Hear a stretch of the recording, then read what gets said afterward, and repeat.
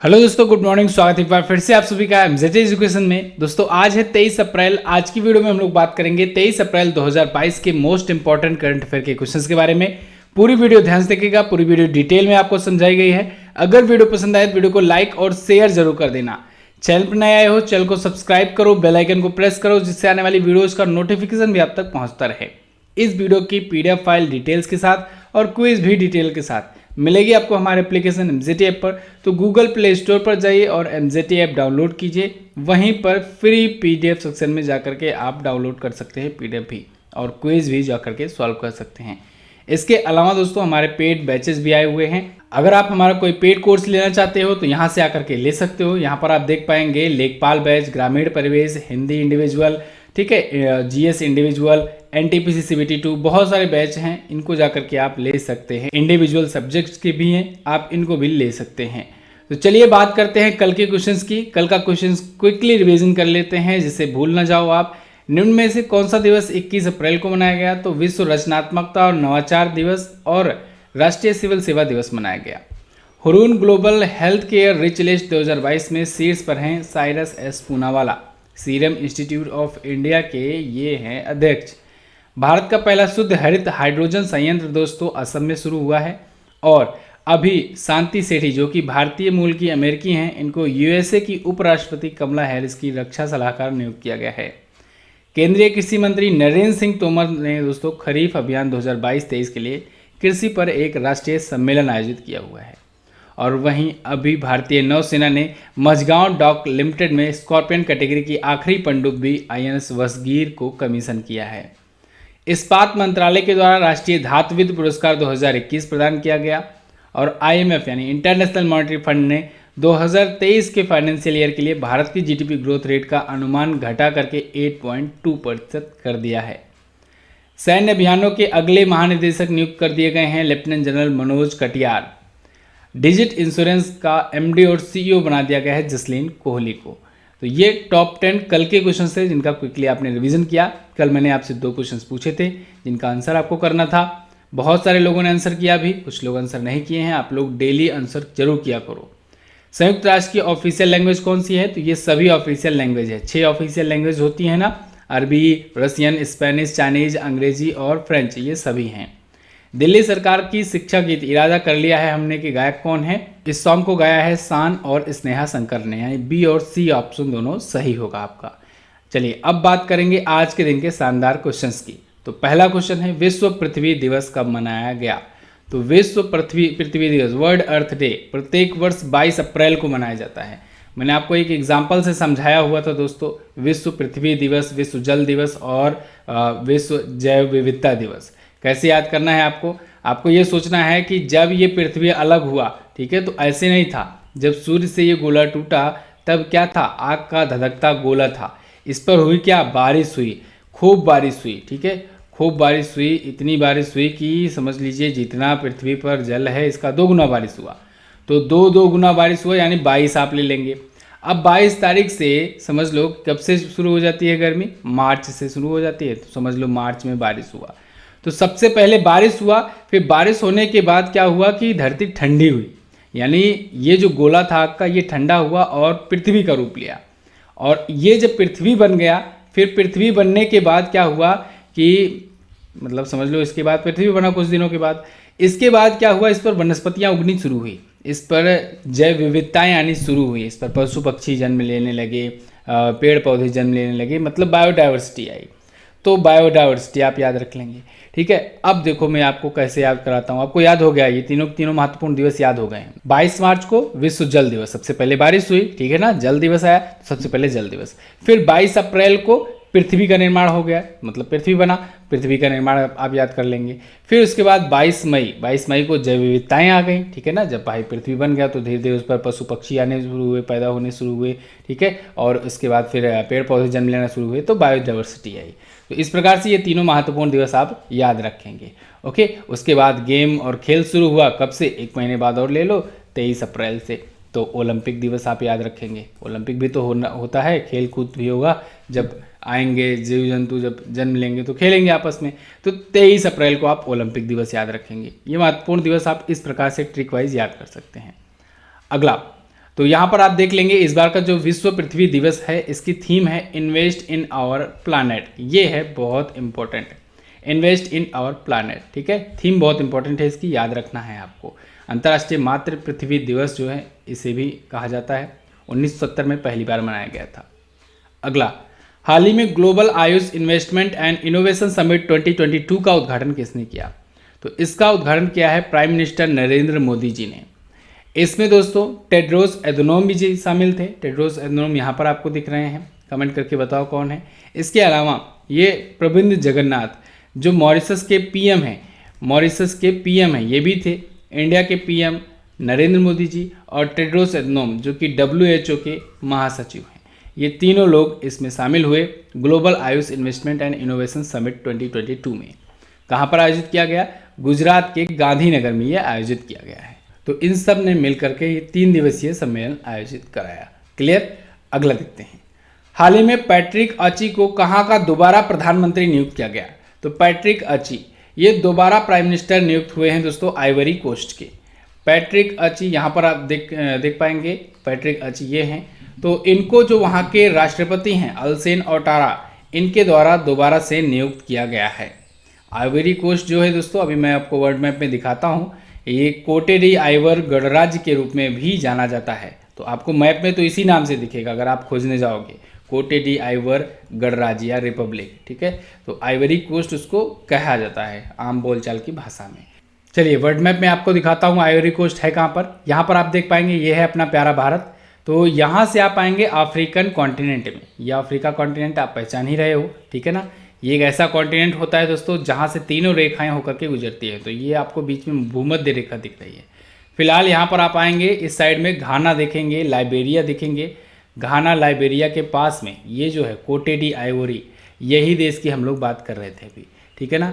तो कोटे D Ivory ये देश है और यहाँ की कैपिटल होती है यमुनोत्सुक्रो। क्या? यमुनोत्सुक्रो। और यहाँ की करेंसी होती है CFA फ्रैंक। क्लियर है? अगला क्वेश्चन है, हाल ही में किस क्रिकेटर को विजडन के 5 क्रिकेटर ऑफ द ईयर की लिस्ट में शामिल किया गया?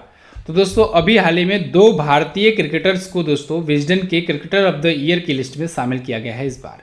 कौन कौन से 2 क्रिकेटर हैं? रोहित शर्मा और जसप्रीत बुमराह। तो यहाँ पर B और C ऑप्शन आपका दोनों करेक्ट होगा। अभी विजिडेंस ने दोस्तों अपना Wisden cricketer of the year का लिस्ट जारी किया है। इस बार इसने 5 क्रिकेटर्स को इसमें शामिल किया है। तो ये 5 क्रिकेटर्स इसमें दिख रहे हैं, इसमें 2 भारतीय हैं, जसप्रीत बुमराह और रोहित शर्मा। 5 क्रिकेटर्स की लिस्ट यहाँ पर है। जो रूट दोस्तों दुनिया के अग्रणी क्रिकेटर के रूप में शामिल किए गए हैं।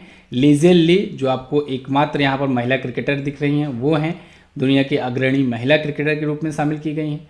रोहित शर्मा, जसप्रीत बुमराह और डेवोन कॉनवे, ये 5 क्रिकेटर इसमें शामिल हैं इस लिस्ट में। क्लियर? रोहित शर्मा दोस्तों भारत के ये तीनों फॉर्मेट के टीम जो है उसके कैप्टन है वर्तमान में। अगला, हाल ही में किस जिले को उत्कृष्टता के लिए प्रधानमंत्री पुरस्कार दिया गया? तो अभी हाल ही में विष्णुपुर जिला जो कि मणिपुर का है और राजस्थान का चुरू जिला, इन दोनों जिलों को दोस्तों प्रधानमंत्री पुरस्कार दिया गया है। किसके लिए प्रधानमंत्री पुरस्कार दिया गया है? तो खेलो इंडिया में दोस्तों लोक प्रशासन में उत्कृष्टता के लिए इन्हें प्रधानमंत्री पुरस्कार से सम्मानित किया गया है, दोनों जिलों को। ओके, अभी नई दिल्ली में एक कार्यक्रम आयोजित हुआ, उसी कार्यक्रम में इन दोनों जिलों को सम्मानित किया गया लोक प्रशासन में उत्कृष्टता के लिए। तो इसके तहत एक ट्रॉफी, एक स्क्रॉल और 20-20 लाख रुपए भी दिए गए। अगला, भारत में बच्चों की स्थिति का आकलन करने के लिए नीति आयोग ने किसके साथ समझौता किया है? तो नीति आयोग ने अभी समझौता किया है यूनिसेफ के साथ। ये बड़ा इंपॉर्टेंट क्वेश्चन है दोस्तों। भारत में बच्चों की स्थिति का जायजा लेने के लिए, आकलन करने के लिए, एनालिसिस करने के लिए नीति आयोग ने यूनिसेफ के साथ मिल करके ये रिपोर्ट जारी की है, एक समझौता किया हुआ है। नीति आयोग और यूनिसेफ के बीच में ये समझौता हुआ है और इस समझौते का नाम है भारत के बच्चों की स्थिति, बहुआयामी बाल विकास में स्थिति और प्रवृत्तियों पर रिपोर्ट। ओके, यूनिसेफ के बारे में अगर बात करें दोस्तों तो चिल्ड्रंस के लिए एक फंड इकट्ठा करने की, चिल्ड्रंस के लिए कल्याण के लिए एक फंड इकट्ठा करने के लिए एक संस्था है अंतर्राष्ट्रीय। इसका फुल फॉर्म क्या होता है? United Nations International Children's Emergency Fund. इसका हेडक्वार्टर है न्यूयॉर्क में, 1946 में स्थापित हुआ था और अध्यक्ष अभी कुछ ही महीनों पहले नए बने हैं, कैथरीन एम रसेल। कौन? Catherine M Russell. तो नई नियुक्ति है तो आप याद रखेंगे इनका नाम। नीति आयोग के बारे में अगर बात करें तो national institution for transforming in India होता है इसका फुल फॉर्म। स्थापना तो आप जानते हो 2015 में हुई थी। अध्यक्ष प्राइम मिनिस्टर होते हैं नरेंद्र मोदी जी हैं, उपाध्यक्ष हैं राजीव कुमार और सीईओ हैं अमिताभ कांत। क्लियर है। अगला देखते हैं। कर्नाटक के निर्माणाधीन शिवमोग्गा हवाई अड्डे का नाम बदलकर किस पूर्व मुख्यमंत्री के नाम पर रखा जाएगा?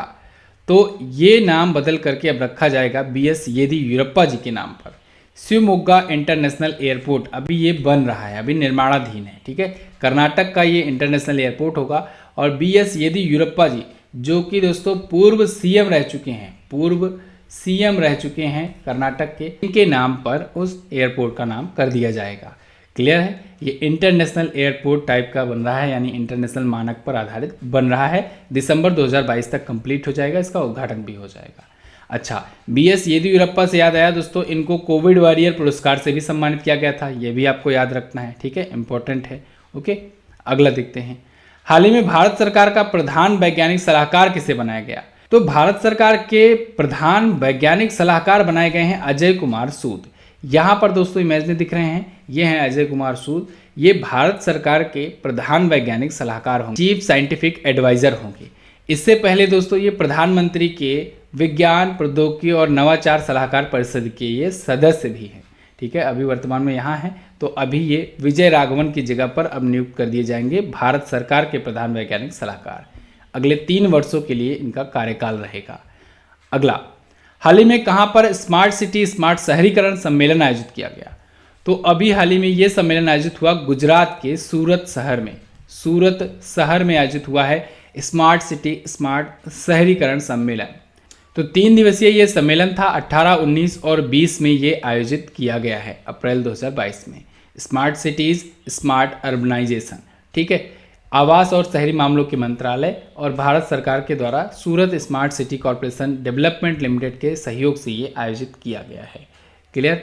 अच्छा दोस्तों, आप लोग आजकल वीडियो को शेयर नहीं करते हो, आप लोग के लिए यहाँ पर रिवीजन भी कराया जा रहा है, डेली क्लासेस भी दोस्तों ली जा रही हैं और 100% आपको यहाँ पर कवरेज मिल रही है करंट अफेयर की। हर एक टाइप की चीज़ें, हर एक टाइप का कंटेंट प्रोवाइड कराया जा रहा है। आप लोग वन लाइनर की डिमांड करते हो, वन लाइनर दी जा रही है। आप लोग डिटेल पीडीएफ मांगते हो, डिटेल पीडीएफ दी जा रही है। आप लोग क्विज मांगते हो, उसको दिया जा रहा है। क्विज में एक्सप्लेनेशन मांगते हो, वो भी दिया जा रहा है। आपको यहाँ पर वीडियोज़ भी डिटेल में दी जा रही है। उसके बाद एक एक राज्य का रिविज़न भी कराया जा रहा है और ई बुक दी जा रही है। साथ ही साथ मंथली भी दिया जा रहा है, 15-15 दिनों पर ई बुक वीडियो दिया जा रहा है। आप लोग को इस तरफ से हर एक प्रकार का कंटेंट दिया जा रहा है। आप लोग अपनी तरफ से एफर्ट नहीं लगा रहे हो। आप लोग जब तक शेयर नहीं करोगे, सपोर्ट नहीं दिखाओगे, तो हमारा मोटिवेशन भी डाउन होता जाएगा। आजकल देख रहे हैं आप लोग लाइक तो करते ही नहीं हो। जितने लोग हैं केवल 500-700 लोग ही लाइक करते हैं, वीडियो को बहुत कम लोग देखते हो, शेयर नहीं करते हो। बिल्कुल शेयर करोगे, लाइक करोगे, तभी तो थोड़ा सा अंदर से भी एक उत्साह बना रहेगा कि हम भी थोड़ा सा पढ़ाते रहें और थोड़ा जोश के साथ पढ़ें। तो आप लोग वीडियो को शेयर ज़रूर कर दिया करो। आप लोग शेयर करोगे तो मोटिवेशन बढ़ेगा, हमारा भी और आपका भी बढ़ेगा।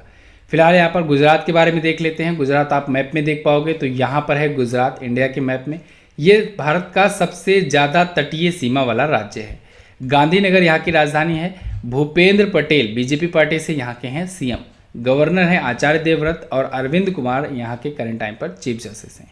गिर नेशनल पार्क और वंशधर नेशनल पार्क आप याद रखेंगे, इंपॉर्टेंट है। गरबा, डांडिया, रासलीला ये प्रमुख लोक नृत्य हैं यहाँ के। अगला, हाल ही में किस देश के क्रिकेटर किरण पोलार्ड ने संन्यास की घोषणा की है? तो किरण पोलार्ड ने दोस्तों संन्यास की घोषणा कर दी है। ये वेस्ट इंडीज के क्रिकेटर थे। ये अंतर्राष्ट्रीय मैचों से संन्यास की घोषणा कर दिए हैं। हालांकि अभी जो लीग मैचेज होते हैं उसको खेलते रहेंगे, जैसे आईपीएल हुआ, सीपीएल हुआ, ठीक है ना, कैरेबियन प्रीमियर लीग। तो जो लीग मैचेज हैं वो अभी ये खेलते रहेंगे ड्वेन ब्रावो की तरह, लेकिन इंटरनेशनल मैचेस से ये संन्यास की घोषणा कर दिए हैं। वेस्ट इंडीज के इस टाइम पर ये कैप्टन भी थे सीमित ओवरों के, यानी T20 और ODI के अभी कप्तान थे और 123 ये वनडे मैच खेल चुके हैं अपनी टीम के लिए। 101 T20 इंटरनेशनल मैचेस ये खेल चुके हैं। तो मुंबई इंडियंस की तरफ से IPL भी खेलते हैं। तो इन्होंने अंतर्राष्ट्रीय क्रिकेट से संन्यास की घोषणा कर दी है। क्लियर। तो ये तो थे आज के दिन के टॉप 10 करंट अफेयर के क्वेश्चंस। अब हम लोग करेंगे रिवीजन। राज्यवार रिवीजन का सीरीज चल रहा है और इसमें आज हम लोग बात करेंगे गुजरात स्पेशल की। तो गुजरात राज्य के जो पिछले दिनों में करंट अफेयर के क्वेश्चंस आए हैं उनका करते हैं क्विकली रिवीजन। अभी प्राइम मिनिस्टर नरेंद्र मोदी जी ने भगवान हनुमान की 108 फीट ऊंची प्रतिमा का अनावरण किया है। नीति आयोग के राज्य ऊर्जा और जलवायु सूचकांक में सबसे बड़ा राज्य बनकर के आया है गुजरात। गुजरात के ही पोरबंदर में 5 दिवसीय घेड़ मेले का आयोजन किया गया और वहीं mission school of excellence project के लिए वर्ल्ड बैंक और एशियन इंफ्रास्ट्रक्चर इन्वेस्टमेंट बैंक के द्वारा 7,500 करोड़ रुपए का लोन दिए जाने की घोषणा हुई है। भारत की पहली स्टील रोड यहीं पर बनाई जाएगी दोस्तों।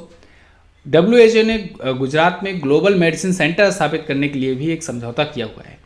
नीति आयोग के द्वारा अभी निर्यात तैयारी सूचकांक लॉन्च किया गया था, यानी एक्सपोर्ट प्रिपरेशन इंडेक्स लॉन्च किया गया था। इसमें टॉप स्टेट बना था गुजरात, सेकंड पर महाराष्ट्र।